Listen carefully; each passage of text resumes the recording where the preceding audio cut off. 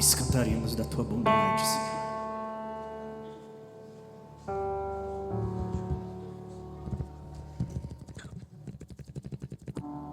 Queria que a igreja ficasse de pé.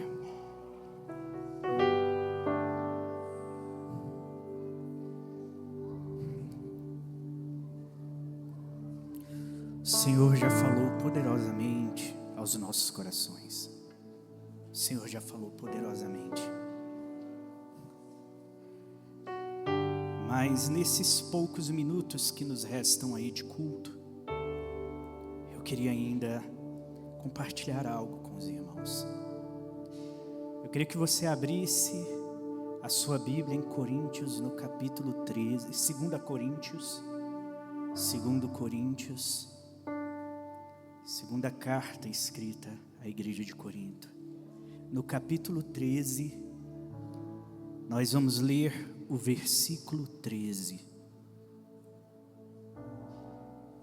Está escrito assim, 2 Coríntios 13, 13, está escrito assim: a graça de nosso Senhor Jesus Cristo, e o amor de Deus, e a comunhão do Espírito Santo, sejam com todos nós, com todos vós. Amém. Glória a Deus. Os irmãos podem assentar. Que bênção, né? Acabou o culto. Estão dadas as bênçãos apostólicas. Os irmãos podem ir para casa, terminou mais cedo hoje. Mas eu queria um pouco falar sobre este assunto com os irmãos. Parece que a gente, durante a nossa caminhada cristã, muitas coisas vão acontecendo no automático. Eu digo isso, que o automático, a disciplina nos conduz muitas das vezes ao automático. Isso é verdade quanto à disciplina. Eu digo para os irmãos que quando nós estamos tocando aqui, eu não penso em cada nota que vai ser feita, não dá para pensar. Às vezes é uma corrente de notas tão rápidas que a gente não consegue pensar no que vai ser feito. Nossa mão, nosso músculo, por causa da disciplina e do treinamento, isso que o Jadson faz aqui, que o Jean faz na bateria, que o Diguinho faz ali no contrabaixo, por causa do intenso treinamento, isso vai ficando quase que natural para a gente. A gente só imagina a intenção do que a gente quer e parece que as nossas mãos, parece que o nosso corpo já nos responde daquela forma. Por que eu estou te dizendo isso? Porque na fé, muitas das vezes as coisas começam a ficar automatizadas por causa da nossa disciplina na fé. Por causa do tempo que a gente tem de fé. Alguns aqui eu sei que nasceram na fé. Eu creio que a pessoa que tem mais tempo de crente aqui na igreja provavelmente tenha mais de 70 anos. Porque nasceu na fé. Entendeu? Outros que não nasceram na fé já devem ter aí 40, mas já passaram um bom tempo. Eu tenho dentro da igreja 43 anos, porque foi minha vida toda. Outros vão ter um pouco menos de tempo, mas como que isso às vezes vai ficando quase que automatizado? E principalmente nós que nascemos numa família pastoral, onde eu me recordo, desde criança, meu pai dirigindo cultos, fazendo isso, fazendo aquilo, a gente estava o tempo todo envolvido. Eu me recordo de trabalho que foi aberto em Santa Maria, quando Santa Maria praticamente nem tinha asfalto. E a gente ia para lá, ele pegava uma caixa de som, o Watson, e essa caixa de som Watson, a gente até brinca entre os músicos, né? Que dá para colocar a guitarra, a bateria, dá para colocar uma escola de samba, dá para ligar tudo nela, vira aquela caixa de abelha terrível, aquele som feio pra caramba, é apenas o médio que tem naquela caixa. Parece que ela é ótima, talvez para vender pamonha ou para vender laranja, né? Porque aquele som de caixa extremamente média, mas com a falta de recursos, eu via o pulsar do coração, eu via a vontade, o desejo de que almas se rendessem ao Senhor, eu via que a vocação era sempre colocada na frente de tudo, e eu via isso nos bastidores. Nós íamos ali no céu azul, e eu digo que ali no céu azul, amados, uma pessoa Às vezes ela tinha para ir na igreja, a roupa melhor que ela tinha, o sapato melhor era uma sandália havaiana, porque não tinha condição de nada. Alguns dos meninos que congregavam lá com a gente, eles estavam ali à noite, glorificando a Deus, e de dia, todos os dias estavam ali na rodoviária engraxando sapatos, e nós adentrávamos em lugares ali muito pobres, onde a gente caminhava naquelas invasões, e quem já visitou invasões sabe como é isso, quem já viveu essa situação sabe do que eu estou falando, e a gente via o tanto que existia um pulsar, mas com o avanço tecnológico, com o fato da gente se tornar cada vez mais douto, a gente vai se acrescentando em cultura, vários livros, várias filosofias começam a participar de nós, parece que a gente vai automatizando isso. E por isso que quando a gente dá as bênçãos apostólicas aqui, os irmãos já têm o rito certinho, todos nós temos. Quando eu falo os irmãos, eu estou falando de nós, entendeu? Todos nós temos o rito certinho, a gente faz assim com a mãozinha, o pastor levanta as mãos, e aí este versículo aqui, ele é citado todo domingo, ele é citado aqui nos cultos de quarta-feira, ele é citado em várias reuniões. Eu creio que este tenha sido o versículo mais citado na escritura bíblica, mas é também um dos textos menos compreendidos pela igreja por causa dessa automatização de disciplina que nós exercemos. Não que a disciplina seja ruim, não que a disciplina seja ruim, mas eu digo para vocês que é como tocar aqui. Diguinho ali sabe disso, o Jean está ali atrás na mesa de som, ele sabe disso. Tem vezes que a gente toca e parece que a gente não tocou, é ou não é? Tem vezes que a gente termina de tocar uma música e parece que o coração não foi colocado nessa música. Parece que as intenções não foram postas nesta música. Meire está ali, ela sabe disso, né? Tem vezes que termina de cantar e parece que não cantou. E tem vezes que pega aquela música que já foi cantada 1 milhão de vezes, e aí canta novamente e parece que a gente sente algo diferente. Não é que o Espírito Santo, ele não estava aqui. Eu quero dizer para vocês, eu acho que eu já falei isso em alguns cultos atrás, que quando a gente vem para o culto, parece que a gente quer criar um ambiente para que o Espírito Santo ele desça, se faça presente e as coisas aconteçam, mas não é assim.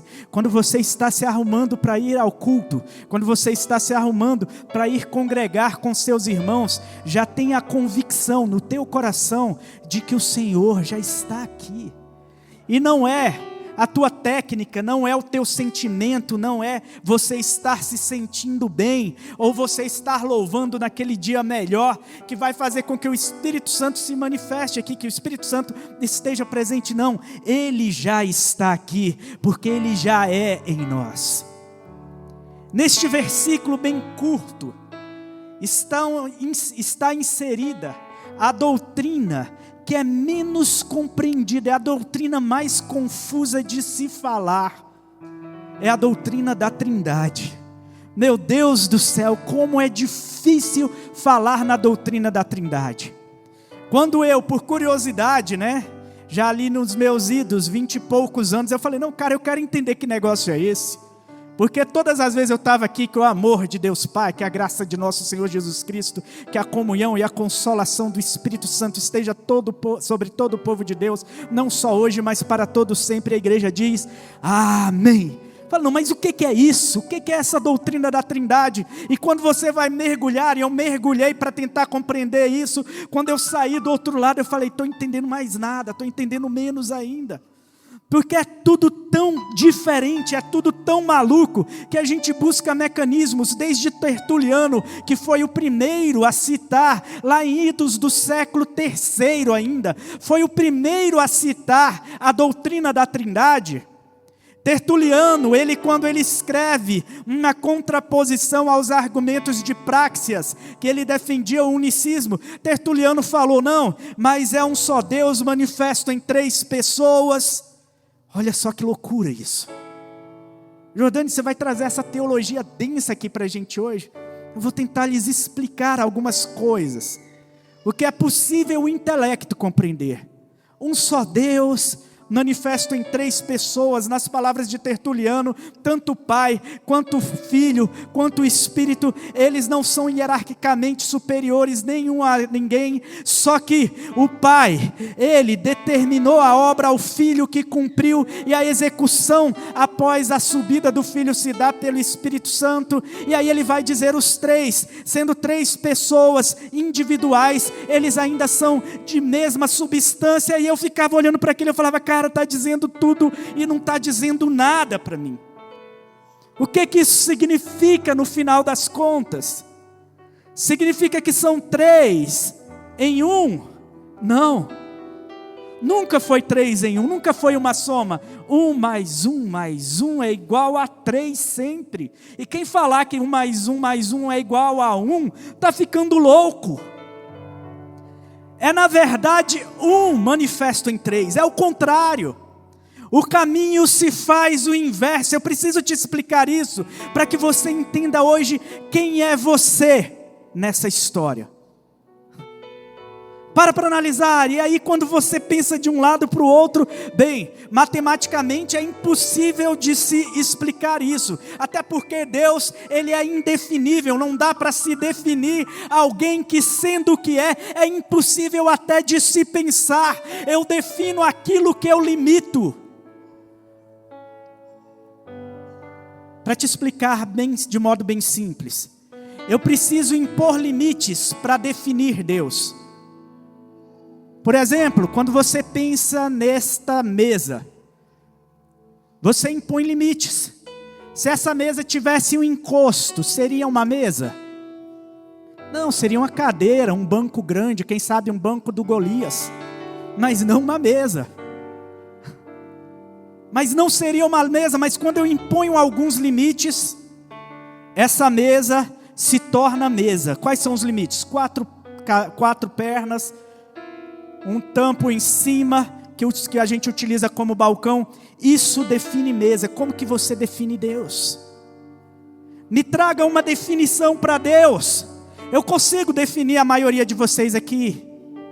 Eu consigo definir aqui pelas cores, tem os brancos, tem os pretos. Eu consigo definir pelo tamanho, tem os altos, tem os baixos. Eu consigo definir pelo formato do corpo, pela cor dos olhos, pelo tipo da boca, pelo usar barba. Eu consigo definir a maioria de vocês, ainda que não seja de modo completo, mas eu consigo definir. Mas como que eu defino Deus?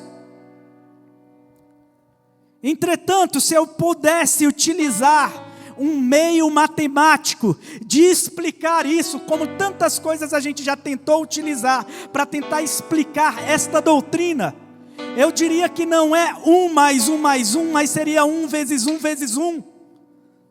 Porque nessa unidade de 1 vezes 1 multiplicando por 1, sempre no fim das contas vira 1. Mas esquece, porque isso é bobagem. Isso é devaneio da minha mente tentando explicar o inexplicável.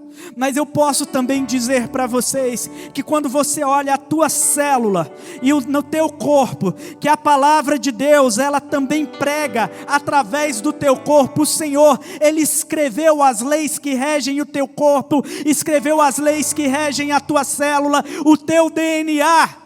Se você pegar uma célula do teu coração e comparar com a célula do teu dedão do pé, vai ser o mesmo DNA.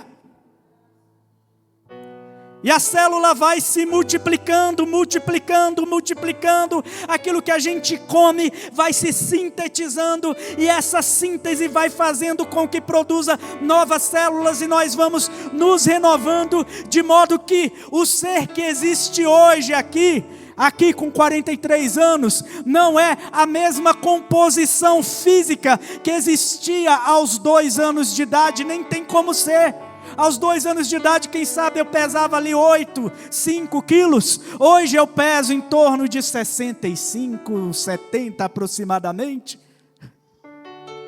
Mas, nessa multiplicação das células, estou gordinho, nessa multiplicação das células, o DNA, ele vai se reproduzindo. E aí você começa a entender que apesar de o seu corpo ter inúmeras funções, o teu corpo continua sendo um. E apesar de as tuas células se multiplicarem todos os dias, fazendo o teu cabelo crescer, fazendo a tua unha crescer, fazendo você ir envelhecendo, apesar disso, de tudo isso, é tudo um. E aqui a gente já começa a tentar, por meio dos devaneios humanos, explicar um pouco do significado disso. Porque ele não é 3 em 1, ele é 1 em 3. Porque ele não é especificamente o somatório.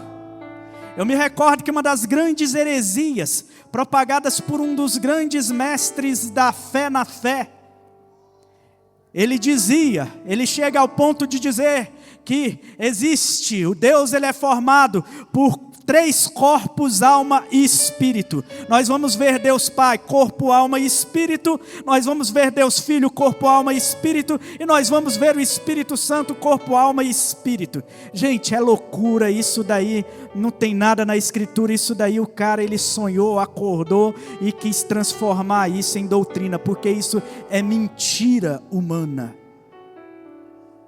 Mas quero lhes dizer o seguinte, que cada uma dessas funções que nós vemos num Deus que é uno, é um só Deus.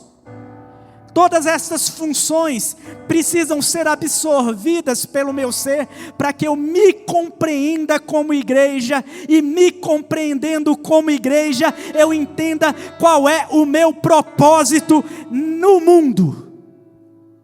Então eu queria saltar deste texto para Efésios 4, e você só abre a Bíblia junto comigo.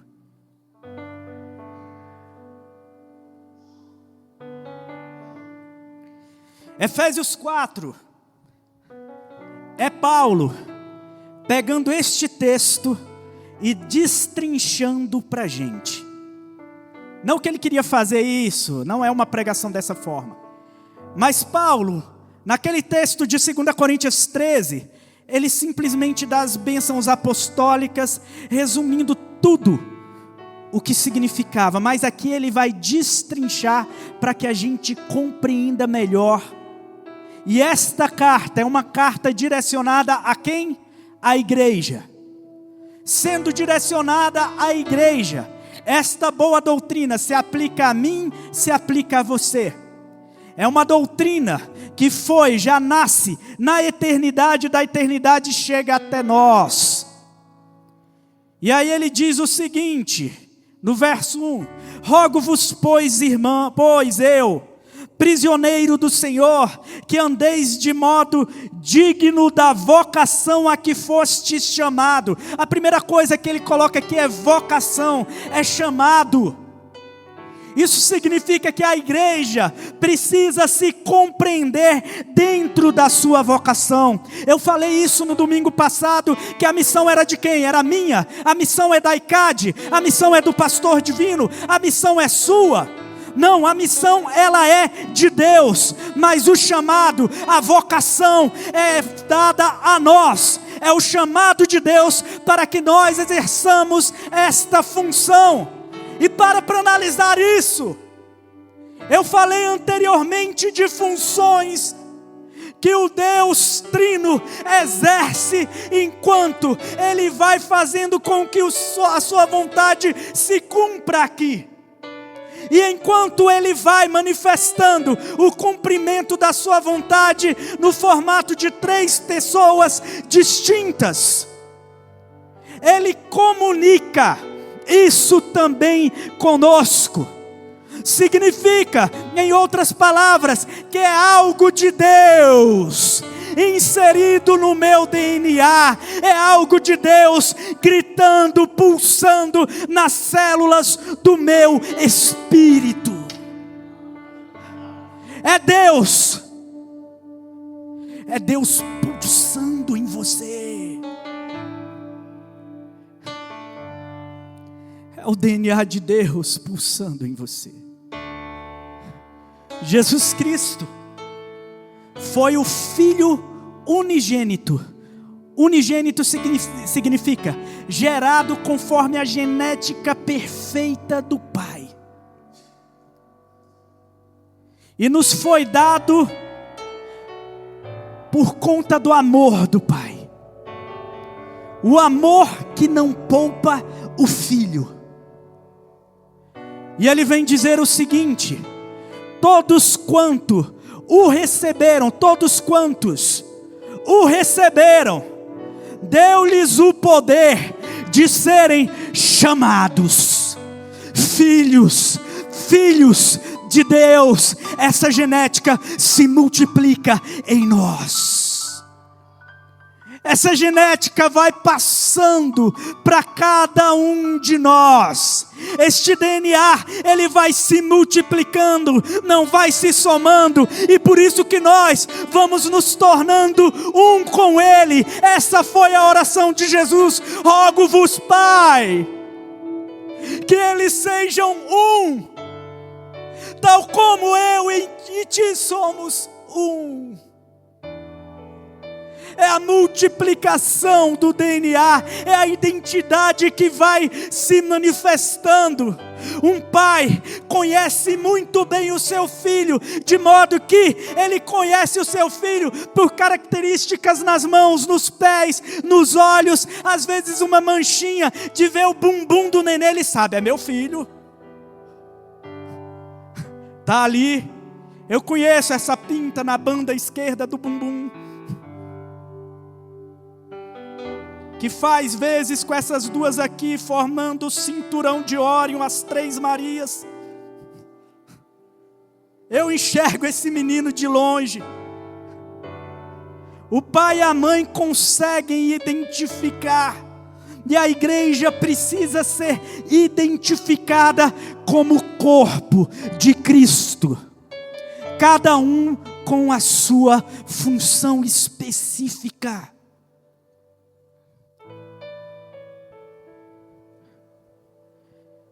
Isso requer comunhão. E nós vamos já entender isso. Imaginemos a minha mão, ela virando assim e fala: olha, agora eu sou a mãozinha da família Adams. Eu não preciso mais ficar neste corpo.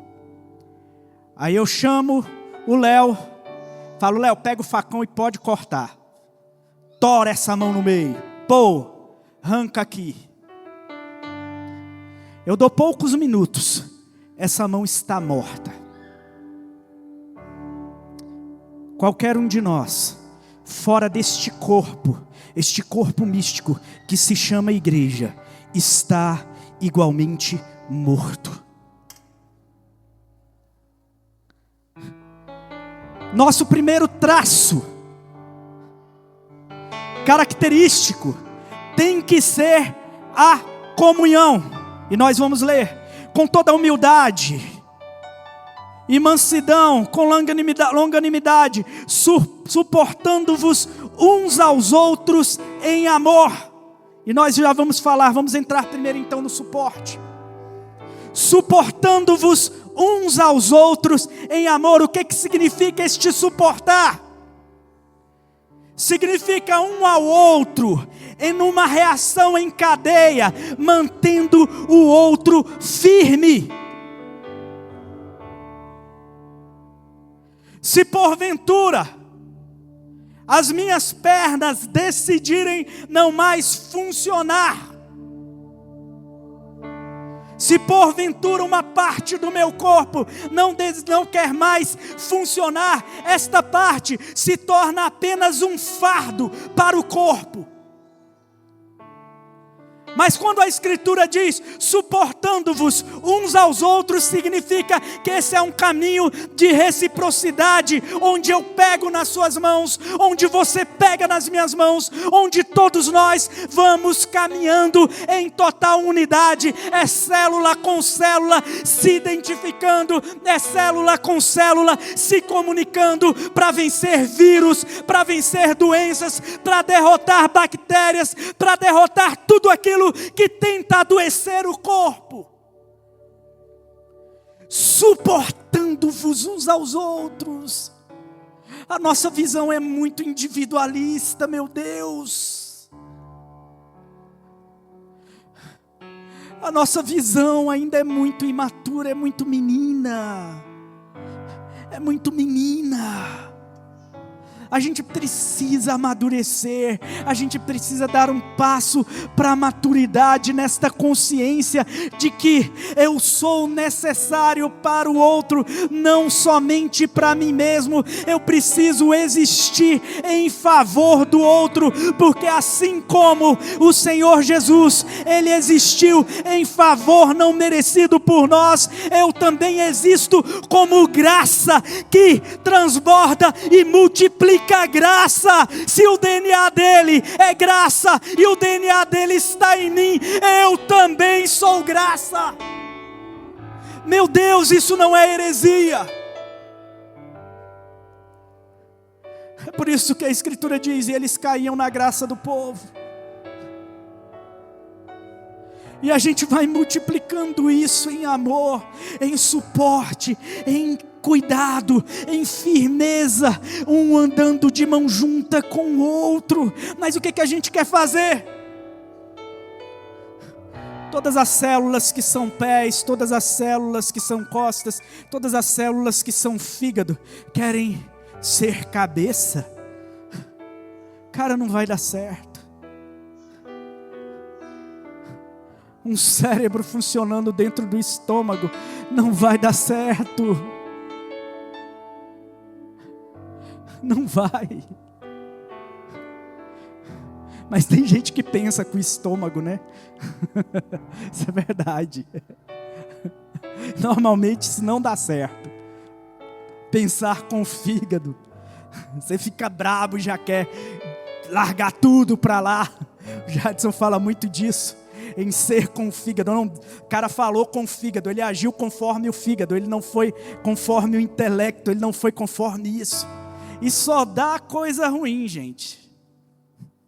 É quando a gente está agindo com o fígado que a gente briga com a mulher, briga com o filho, briga com o parente, briga com o pai, para de se falar, para com isso, perde o emprego, perde a promoção, perde tudo, sai chutando, entendeu? Sai dando birra no meio da rua. Cara, não dá certo. Fígado é para ser fígado, não é para tomar o controle de tudo. Mas aí a pessoa vira e fala: não, mas aquele ali, não, essa igreja aqui tem defeitos demais, essa igreja aqui, ela não é boa para mim, essa igreja aqui não tem nada a ver, não é boa para mim. Gente, vocês estão procurando de fato uma igreja boa para congregar? No meio de um bando de gente falho? É isso que vocês estão procurando? No meio de um monte de gente que tem inúmeros defeitos, vocês estão procurando uma igreja boa para congregar. A igreja boa para congregar é aquela igreja que me ensina a ser mais parecido com Cristo. E Cristo teve paciência, gente. Meu Deus do céu. Se eu fosse Jesus, eu não expulsava, não era o diabo de Pedro não, eu expulsava era o Pedro de perto de mim. Porque fica muito difícil lidar com aquele povo. Jesus está lá fazendo obra, fazendo aquilo, aí de repente vem lá os irmãos, né? Tiago e João, e fala: Jesus, olha lá, eles estão lá expulsando o demônio em teu nome, estão fazendo isso em teu nome e tal, manda um raio do céu para fulminar logo eles. Meu Deus do céu, esse povo não entendeu nada. Os caras não entenderam nada. Jesus tinha que respirar fundo, e como ele Ele sabe o que não é falar pelo fígado, mesmo quando ele se ira. Ele sabe se irar sem pecar. Ele entra no templo, derruba isso, faz virar algazarra, faz o barraco. Imagina Cristo fazendo barraco no templo. Depois ele vai dormir, porque ele não está com consciência pesada. Eu agi errado, eu não devia ter falado aquilo. Não, isso não tem com Jesus. Ele vai vir e fala: quem não é contra nós é por nós. Ele vem com a resposta certa. Esforçando-vos diligentemente por preservar a unidade do Espírito no vínculo da paz. O suporte se dá em amor, mas a preservação da unidade se dá pelo Espírito. Pelo Espírito, no vínculo da paz. Que o amor de Deus, nosso Pai, o amor que não poupa o próprio Filho, o amor que é capaz de fazer este tipo de entrega, é este amor que me ensina a suportar. É este amor que me ensina pela fé suportar o irmão mesmo quando ele está dando um trabalho enorme. E eu já disse isso algumas vezes, a gente só lembra às vezes que tem uma parte do corpo, quando ela está funcionando bem, ninguém lembra. Quem acordou hoje aqui pensando: ai, meu intestino, que maravilha. Ai, meu fígado. Agora começa a doer o fígado, você fala: ai, meu fígado. Ai, minha cabeça, meu Deus do céu. Você está andando lá em casa, eu estou aqui com um dedinho, que ele chega com a unha preta, né? Esse dedinho, ele gosta, ele ama a quina das coisas, né? Eu vou andando de chinelo, toda hora, aí eu lembro que o dedinho existe, eu falo: ai, meu dedinho. Entendeu? Os irmãos que dão muito trabalho, os membros que dão muito trabalho, a gente sempre vai lembrar deles. Aí a gente começa a cuidar do membro que está tendo trabalho pastoral, né? Cuidar principalmente do membro que dá muito trabalho. O membro que está funcionando bem, a gente não precisa levar no médico. Aquele que está funcionando bem só vai junto porque o corpo é o corpo todo. Mas a gente dá atenção, faz os exames para aquela parte que não está funcionando bem. Do mesmo jeito é neste corpo, gente. Pastor não dá atenção para mim, significa que você não dá trabalho para o pastor, glória a Deus. Não é assim? Agora toda hora o pastor está lá visitando, só lembra daquele irmão, meu irmão, que está dando trabalho, o casamento está indo por água abaixo, a gente precisa aconselhar, a gente precisa disso, precisa daquilo, precisa ir lá 3, 4 vezes na semana mesmo. Os pastores da ICAD esqueceram de mim. Cara, porque você está funcionando bem. No dia que não estiver funcionando bem, aí a gente lembra. Porque é igual o dedinho, está doendo. Aí a gente manda mensagem, a gente fala com carinho, a gente fala: é desse jeito, mas você não tem vergonha de dizer isso não? Gente, é assim que funciona. É assim que vai funcionar sempre. E precisa ter maturidade. A igreja precisa amadurecer para compreender isso. Porque só nessa maturidade é que nós sempre vamos manter a unidade no Espírito, no vínculo da paz. Senão a gente vai viver em conflito. Compreenda-se, igreja, quem você é. E aí ele diz: há somente um corpo, verso 4, e um Espírito, como também fostes chamados numa só esperança da vossa vocação. É cada um com a sua função específica, cada um no seu tamanho específico. Imagina se o coração de uma pessoa está do tamanho do cérebro dele. Gente, essa pessoa vai morrer do coração. O coração é para estar do tamanho normalmente de um punho fechado. É mais ou menos esse tamanho, não é, Rodrigo? tamanho do coração de uma pessoa. Se o coração cresce demais, caixão e vela preta, né, Edninho? Você vai morrer. Na igreja não tem espaço para você querer ficar crescendo onde você não é para crescer. É necessário que você compreenda a tua vocação, mas não anule, não se anule por conta de uma falsa interpretação da tua vocação. Paulo lá em Romanos capítulo 12, ele vai dizer que ninguém pense acerca de si mesmo, além do que convém. Tem pessoas que vão funcionar bem, vindo muito pouco à igreja, e se entregando muito pouco aqui dentro, porque eles funcionam bem, trabalhando lá fora, para poder trazer recursos para a igreja poder ser mantida. Eu quero falar um pouco aqui, é bom falar disso. Porque os irmãos às vezes pensam, Jesus não precisava de dinheiro nem nada. Jesus andava com mais ou menos 12 homens. Se ele faz café da manhã, almoço e janta, o custo disso não é barato não para 13 pessoas, fora as mulheres que o acompanhavam. O custo para a manutenção disso daí não era barato não. Alguns destes homens, inclusive, tinham família. Ou seja, eles tinham que ter provisão suficiente, provavelmente, para mandar para os céus. Eu estou aqui conjecturando porque eu imagino isso. Que estavam distantes. E tinha que organizar viagens, sair de um lugar para outro, alugar um barco, fazer isso, fazer aquilo. Vocês acham que isso não custa dinheiro?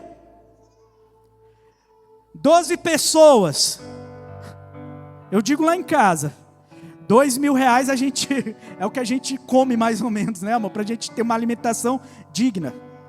É quase isso, com 3 pessoas e a Rebeca alternando os fins de semana.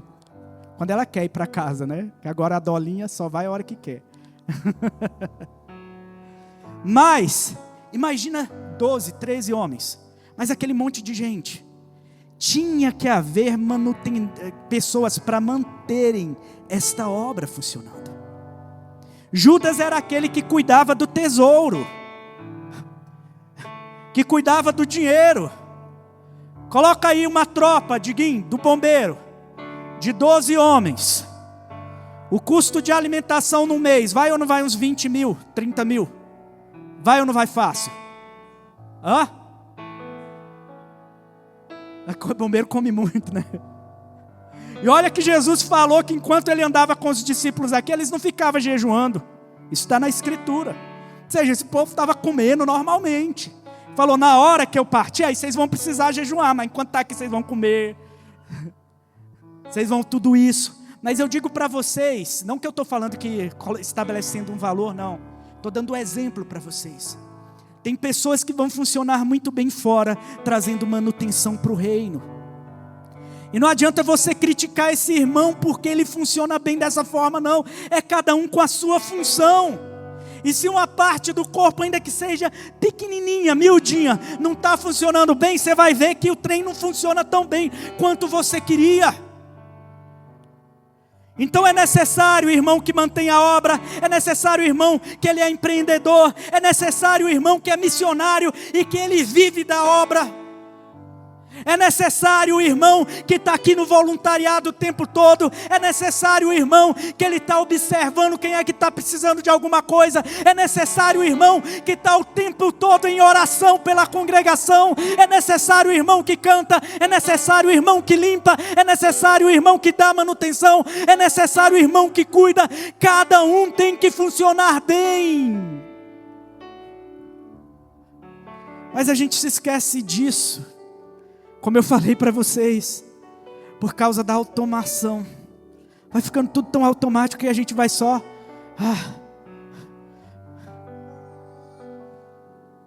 E ele diz, há um só Deus,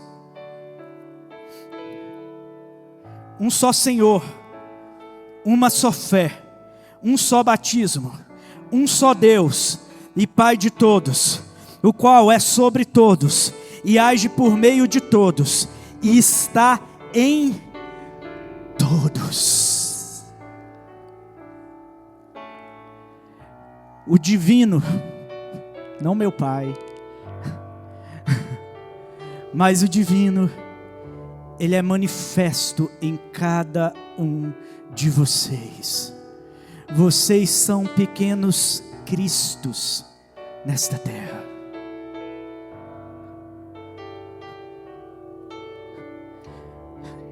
Parece loucura isso que eu estou falando, mas essa é uma realidade. E quando nós estamos aqui, a gente tem que pensar o seguinte: que a gente não está aqui para atender desejos pessoais e a nossa voracidade pessoal. Uma célula no teu corpo que se torna extremamente egoísta e passa a se alimentar só para atender a sua própria necessidade, essa célula se chama câncer. E um câncer precisa ser o quê? Arrancado. E às vezes arrancar um câncer significa você destruir várias partes que estão próximas. Uma igreja egoísta que vai se tornando um câncer na terra, ela vai trazer um mal enorme para todo o corpo. Uma mulher que descobre um nódulo de 1 centímetro no seu seio, ela precisa fazer a retirada completa do seio, para deixar só na pele. E todo o seio é sacrificado em virtude de uma célula egoísta que está vivendo para si mesma. Crente, você não existe para si. E se você acha que está existindo para si, no momento oportuno você será arrancado. E no momento oportuno você será lançado como um dejeto nojento, podre.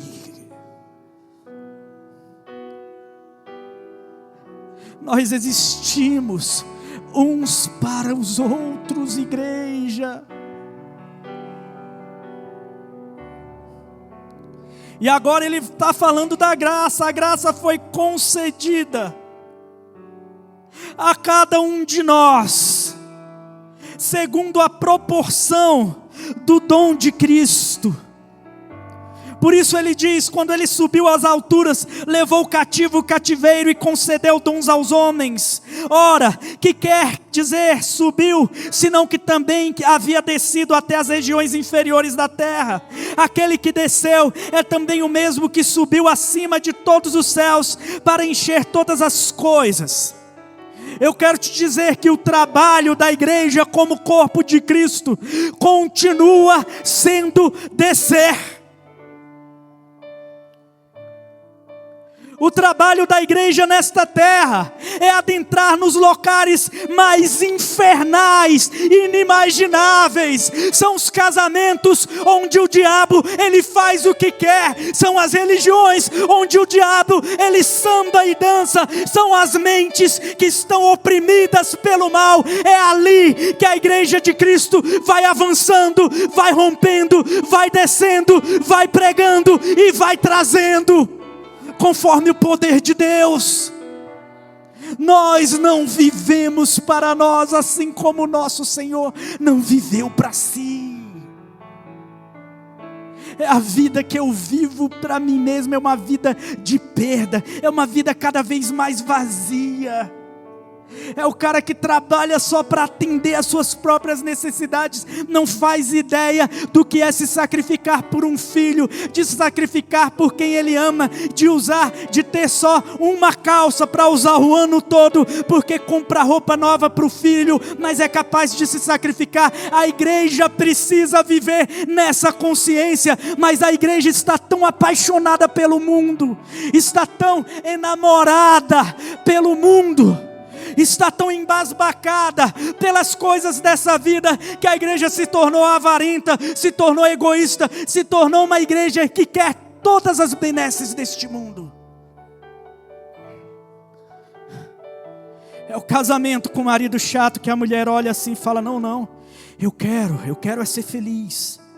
Então eu vou buscar emoção daqui, eu vou buscar emoção dali. Olha, aquele cara do meu trabalho deu uma piscadinha para mim, sorriu, falou uma coisa aqui, ai, eu quero sentir essa emoção de novo. Cara, vocês não entendem o quanto nós vamos nos tornando destrutíveis enquanto nós vamos fazendo isso, quando na verdade a gente precisa, não é buscar a própria felicidade, porque a nossa alegria precisa estar na pessoa de quem Cristo é, no que Ele já fez por nós, e através disso a nossa alegria tem que se vincular à nossa vocação e fazer o que Ele determinou que nós devêssemos fazer. Jesus não viveu para si, viveu para o exercício de uma vontade que muitas das vezes o oprimia, o constrangia, o espremia, o esmagou e o levou até o inferno. Quem está disposto? Quem está disposto a viver para essa vontade? Quem está disposto a tornar uma vontade como esta boa, agradável e perfeita na sua vida?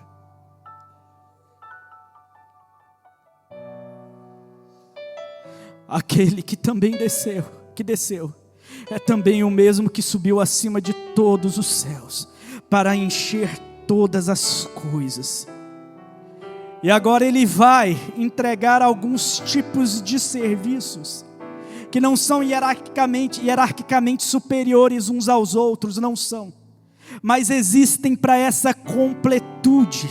E o exemplo que ele dá aqui é: e Ele mesmo concedeu uns para apóstolos, outros para profetas, outros para evangelistas, e outros para pastores e mestres, com vistas ao aperfeiçoamento dos santos, para o desempenho do seu serviço e para a edificação do corpo de Cristo.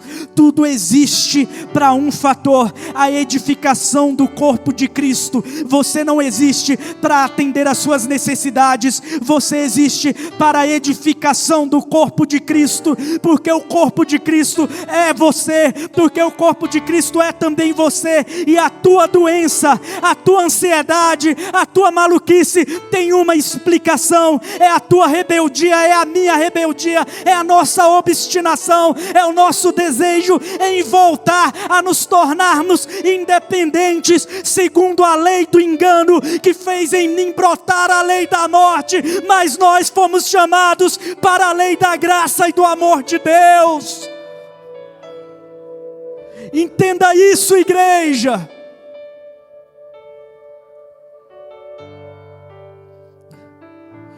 Até que todos cheguemos à unidade da fé.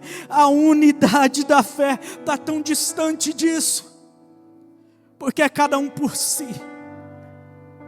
Está tão distante disso por causa da nossa idolatria avarenta. Está tão distante disso por causa da nossa necessidade de atender os nossos próprios deleites. O meu deleite não é o Senhor, porque se eu me deleitasse no Senhor, o meu coração estaria conforme o coração dele, e o meu coração estaria pleno em satisfação nele. Entenda o seguinte: o Senhor Jesus, Ele não te chamou para a felicidade, para a satisfação em você, mas para a satisfação nele. Ele não te chamou para ser a pessoa totalmente perfeitinha, para poder fazer algo diante dele, mas Ele te chamou para ser alguém pleno nele. A plenitude de cada um aqui só existe nele, e fora dele nós não somos plenos. Nós estamos o tempo todo sentindo que falta algo. Eu sinto que falta algo, está faltando alguma coisa. E você dorme com a pulga atrás da orelha, você dorme, você acorda, você está o tempo todo com essa sensação no teu interior, porque você ainda não entendeu que essa plenitude só nasce a partir dessa satisfação, e essa satisfação só nasce a partir dessa entrega, e essa entrega só nasce a partir do momento que você apresenta o seu corpo em sacrifício vivo, santo e agradável a Deus, porque este é o seu culto racional.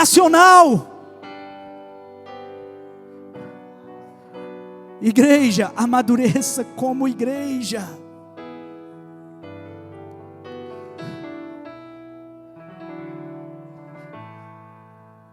E ele fala que nós precisamos chegar à unidade da fé e do pleno conhecimento do Filho de Deus, a perfeita varonilidade, a homem perfeito, à medida da plenitude da estatura de Cristo. A gente está doente porque a gente ainda precisa atender os nossos desejos. A gente está doente porque eu preciso atender os meus vícios. A gente está doente porque a gente precisa disso o tempo todo. Eu já fiz demais para a obra de Deus. E nunca fui devidamente reconhecido. Igreja, vamos amadurecer. Igreja do Senhor, vamos amadurecer. Para que não sejamos como meninos inconstantes, agitados de um lado para o outro e levados ao redor por todo o vento de doutrina. Hoje eu quase que não vejo igreja de Cristo, eu vejo só meninos. Eu só vejo gente na primeira doutrinazinha que acalenta o coração, que traz assim um confortozinho, um aconchego. Aquilo é que Deus falou comigo. Eu até falava essa semana sobre a diferença entre profecia entre profecia e adivinhação. Eu dizia que a adivinhação é uma perspectiva de futuro, é algo que provavelmente pode acontecer, mas que pode ser de mesmo modo manipulado, pode ser mudado, alterado, seja para evitar que aquilo aconteça, ou seja para fazer com que aquilo aconteça. Sendo que a profecia não, a profecia é uma manifestação já da eternidade, mostrando como que já foi determinado na eternidade para que se cumpra aqui. E se cumprindo aqui, uma vez que já foi determinado na eternidade, você não está aqui para cumprir este propósito, você está para viver este propósito, que é muito além do que cumprir. E mesmo aqueles que não estão debaixo da graça, mesmo aqueles que não estão arraigados neste corpo que é Jesus Cristo, eles irão ver, eles irão testemunhar, porque a profecia, seja para o bem ou para o mal, ela se cumpre, e ela tudo, bem, mal, diabo, anjo, homem, mulher, incrédulo, crente, tudo, se une para fazer cumprir o propósito daquele que é. Aqueles que estão em Cristo olham para a profecia e falam: quer saber, vai acontecer, eu vou descansar. Só que o nosso descanso é ativo. Eu vou parar por aqui. Eu já falei demais, já é quase 8h30. Eu queria que você ficasse de pé. Tem aqui mais, eu acho que uns 40 minutos ou 50 minutos de pregação. Mas nós pararemos por aqui. Em outro momento a gente fala um pouco mais sobre isso. Nós vimos aqui que o amor de Deus é justamente o fundamento que nos faz suportar uns aos outros.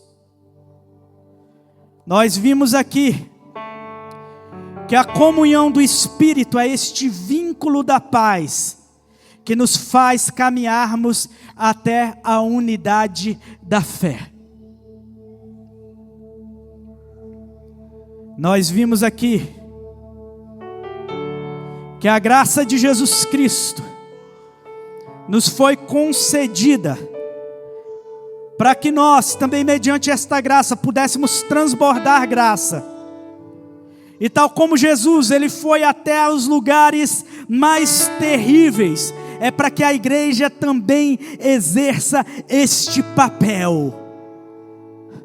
Porque nós somos pequenos, nós somos Cristos. Eu não vou nem utilizar a palavra pequeno. Nós somos Cristos. E estamos caminhando para nos tornar cada vez mais plenos, mais aperfeiçoados, até que alcancemos a estatura de homem perfeito, a estatura de Cristo, a condição de homens perfeitos. E nós vimos que dentro disso tudo, a necessidade de entendimento da sua vocação, e dentro da sua vocação, do seu chamado, você precisa agir conforme corpo, não para você, mas em benefício do corpo, porque se você age por você, se você age segundo o teu egoísmo, você sai destruindo tudo. Você destrói a tua família, você destrói o teu casamento, você destrói a tua relação com teus filhos, você destrói a relação com teus pais, você destrói os teus bons vínculos de amizade, você destrói a comunhão do corpo em todos os sentidos. Porque você se torna o câncer da sua própria existência. Nós vimos aqui que o Deus triuno, Ele também é um em nós, porque nós somos a continuidade desta multiplicação, que no fim das contas o resultado sempre vai dar um, porque o resultado está sempre voltado, direcionado para a vontade dEle e para quem Ele é. É isso que eu queria que você entendesse por enquanto, e que você fechasse os teus olhos e pedisse ao Senhor que Ele te amadureça como igreja, como congregação, que Ele te amadureça como corpo de Cristo, para que você possa ser identificado, ainda que você seja a mão, ainda que você seja olhos, ainda que você seja apenas o pé, ainda que você seja joelho, ainda que você seja uma parte, que tantas das vezes não é a parte mais validada, não é a parte mais bem vista, mas você é extremamente necessário como corpo. E entenda que isso está muito além, é um compromisso que você precisa assumir, porque isso está muito além de você. Senhor Jesus, nós te louvamos, Senhor, que o teu DNA seja em nós. O que ainda existe de mim, de maldade em mim, de perversidade em mim, seja totalmente aniquilado pelas células combativas do teu amor, da tua vida, da tua graça, para que aniquilando o meu eu, só sobre o Senhor, para que eu esteja de fato crucificado com Cristo, e que só Cristo venha viver em mim. Vai me humilhando, vai me conformando à tua vontade, vai me lapidando, vai retirando, cortando os ramos que não precisam existir para que eu possa frutificar em ti, vai me tornando mais parecido contigo, porque nós somos membros do teu corpo, e a gente hoje tem confundido com ser membro de uma instituição, com ser membro de uma associação religiosa, com ser membro de um CNPJ. Nós somos membros de um mesmo corpo. Cura-nos, para que a gente funcione bem. Entre com cura. Se o fígado não está bom, Senhor, cure. Se é o coração, se é o intestino, se é um braço, se é uma perna, se é outro órgão qualquer, Senhor, cure, Senhor. Se é a boca, cure, Senhor, porque nós precisamos funcionar bem, Senhor, em Ti. Ó Jesus, manifeste mais de Ti através das nossas vidas. Que o Senhor seja pleno em nós, não sobrando nada, a não ser a Ti. E que só assim nós seremos plenos, Senhor. Só assim a gente vai entender que não falta nada, Pai. Isso não representa perfeição, porque o Senhor diz que as próprias circunstâncias nas quais nós vivemos não são perfeitas, não são as mais favoráveis, pois no mundo nós teremos aflições, nós teremos tribulações, mas tudo isso existe para o nosso aperfeiçoamento, seja a dor, seja a angústia, Senhor, seja a perseguição, seja o perigo, seja as afrontas, Senhor, tudo isso existe para Ti, Senhor, para que nós sejamos aperfeiçoados em Ti, Senhor, para que a Tua obra se cumpra em nós, Senhor. Nós não existimos, Senhor, para os nossos desejos, nós não existimos para os nossos quereres, nós existimos para a Tua vontade. Ainda que alguns momentos, Senhor, o cálice da Tua vontade seja tão difícil de beber, mas nós existimos para isso, Senhor, e o Senhor nos constitui para isso. Nós Te agradecemos, Senhor, e nós Te louvamos. Amém, amém.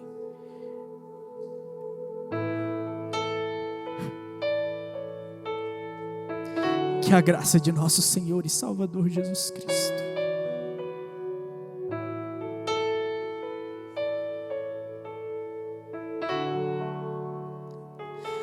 que o amor de Deus, nosso Pai,